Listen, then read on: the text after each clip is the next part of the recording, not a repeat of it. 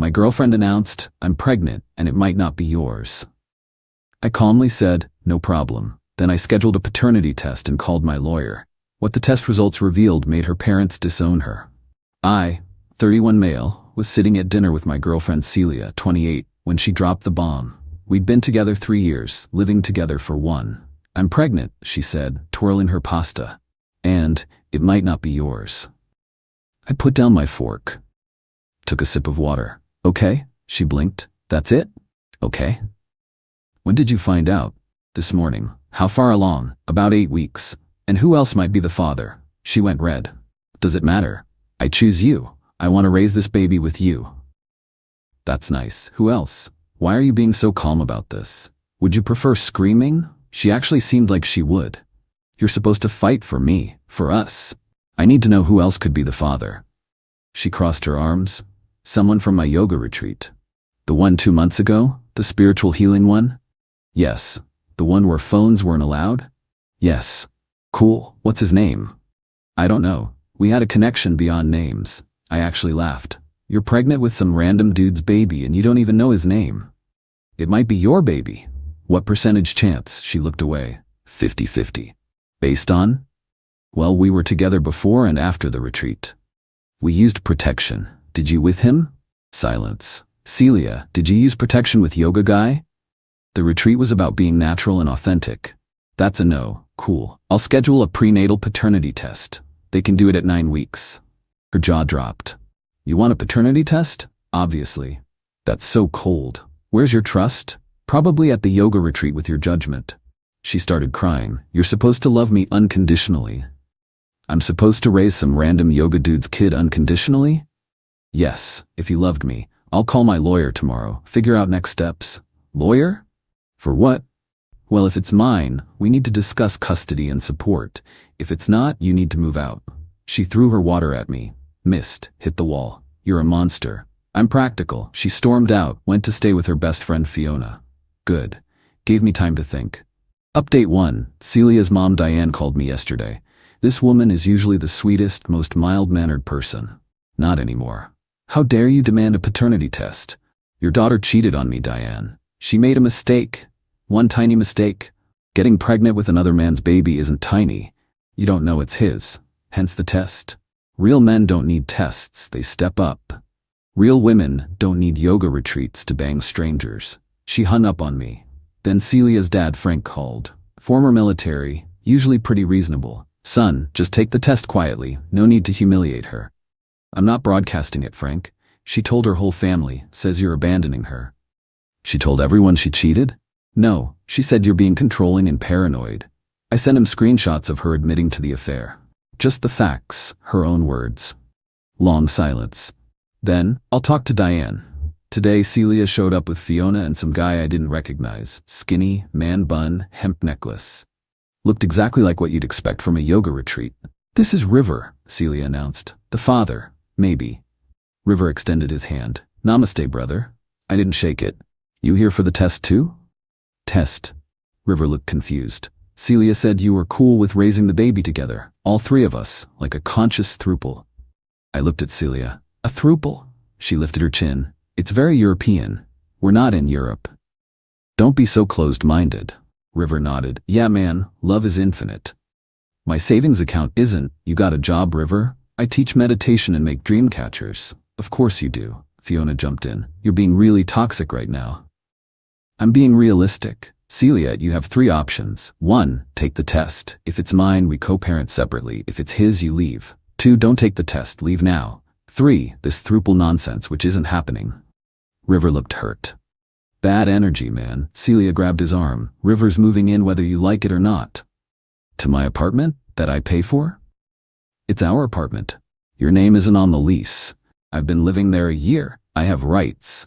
You have 30 days notice. Starting now. She screamed, actually screamed. River tried to sage the negative energy away with his hands. Fiona called me a fascist. I went back inside and started packing Celia's stuff. Update 2. The paternity test saga has become a whole family war. Diane started calling my mom, trying to get her to talk sense into me. My mom, bless her, told Diane that maybe Celia should have thought about this before spreading her legs at a hippie commune. Diane threatened to sue my mom for defamation.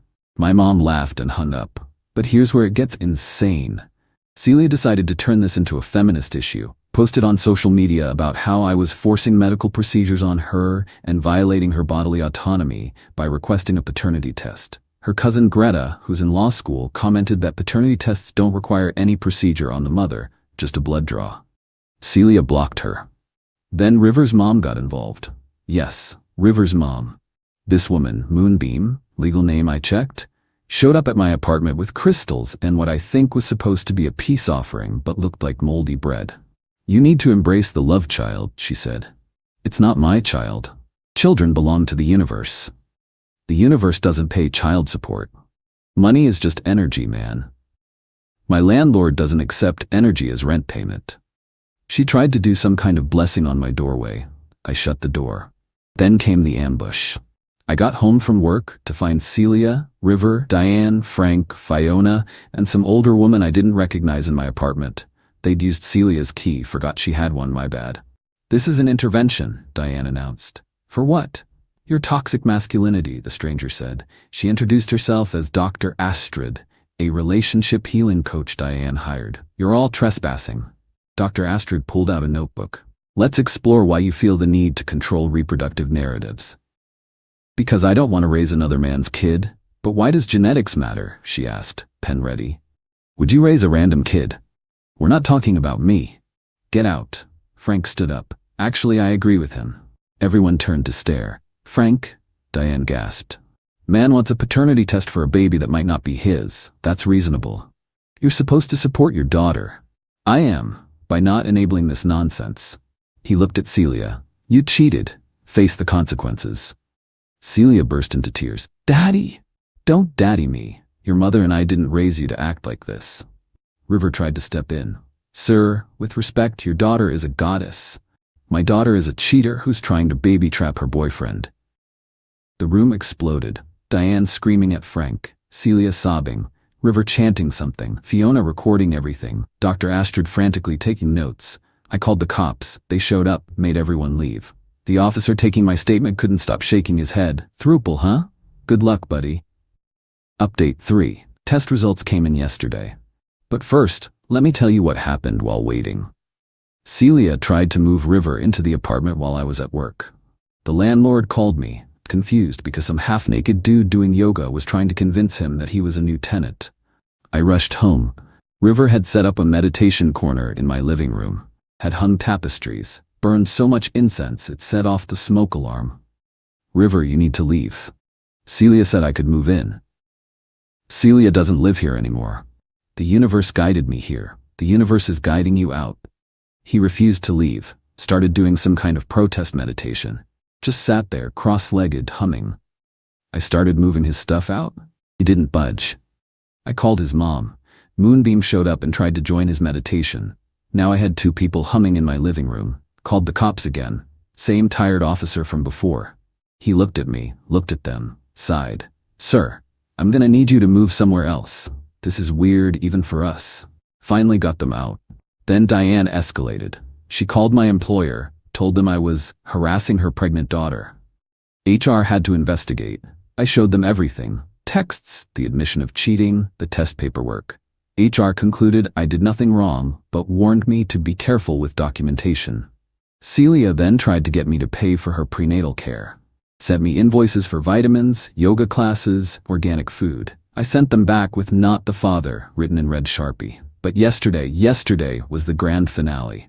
Got the results. 0% chance I'm the father. I texted Celia, it's Rivers, you have 72 hours to get your stuff.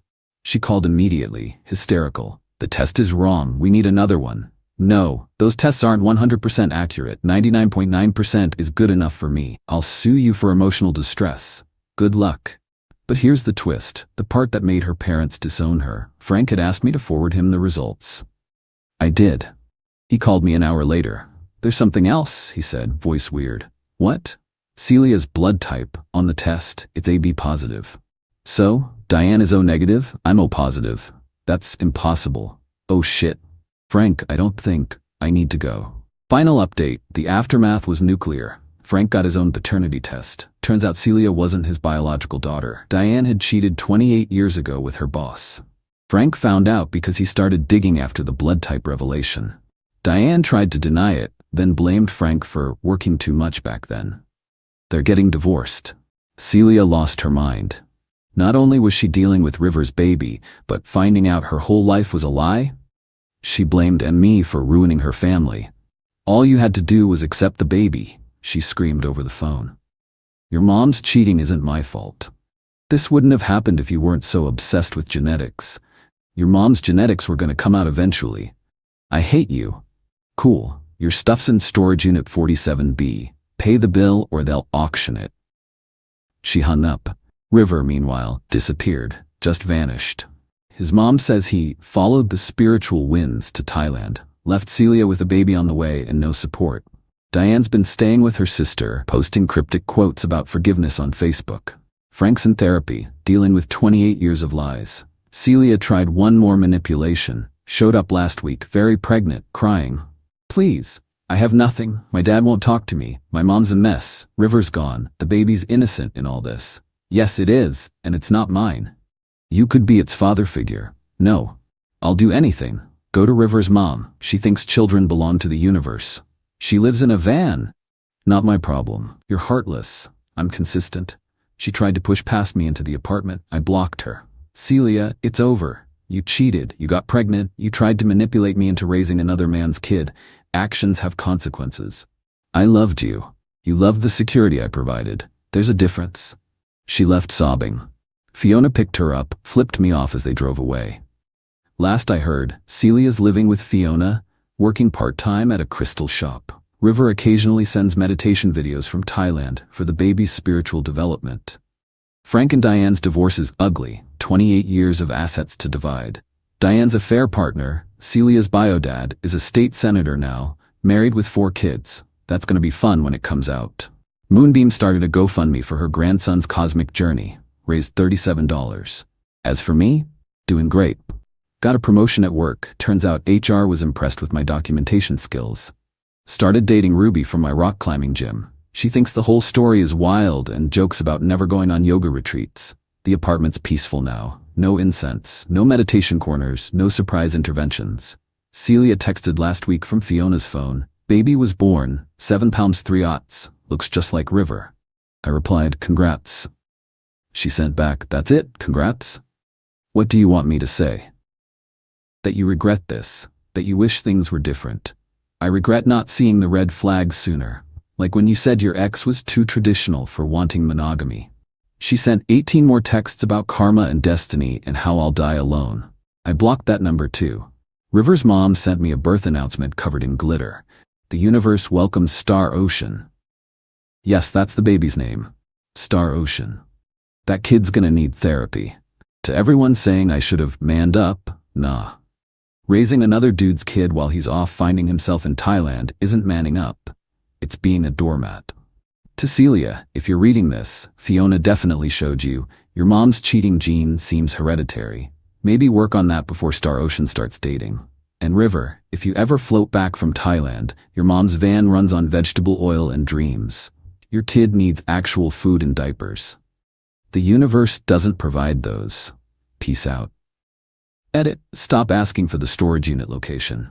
I'm not giving out that info. And no, I won't send you River's meditation videos. They're 3 hours of him humming at different frequencies. Edit 2. For those asking how Frank's doing, he texted me last week, said thanks for the push to find the truth, even if it hurt. He's moving to the coast, starting fresh. Good for him.